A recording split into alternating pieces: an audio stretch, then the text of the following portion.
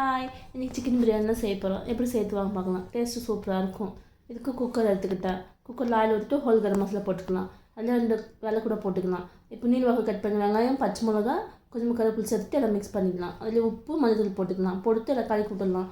நீள் வகை கட் பண்ணி தக்காளி 3 எடுத்துக்கிட்டேன். அதை கூட போட்டுட்டு எல்லாம் மிக்ஸ் பண்ணி விட்டுக்கலாம். மிக்ஸ் பண்ணிவிட்டு ஒரு 2 மினிட்ஸ் நல்லா கலக்கி விட்டுக்கலாம். இதில் மல்லி எல்லாம் கொஞ்சம் புதினா போட்டுக்கலாம். உங்களுக்கு ஒரு கப்போடு எடுத்துக்கிட்டேன். இப்போ தயிர் வேணும்னா சேர்த்துக்கோங்க. நான் தயிர் சேர்க்கல. அதே ஒரு ஸ்பூன் இஞ்சி பேஸ்ட் போட்டுக்கலாம். வாஷ் பண்ணி வச்சுட்டு சிக்கன் சேர்த்துக்கலாம். சேர்த்துட்டு மிக்ஸ் பண்ணி விட்டுட்டு காரத்துக்காக வரமிளகாத்தூள் போட்டுக்கலாம். 2 ஸ்பூன் போட்டுக்கிட்டு நான் உங்களுக்கு காரம் வேணும்னா அதை போட்டுக்கோங்க. அதில் கொஞ்சம் தனியாத்தூள் போட்டு எல்லாம் மிக்ஸ் பண்ணிவிட்டு தண்ணி சேர்த்துக்கோங்க.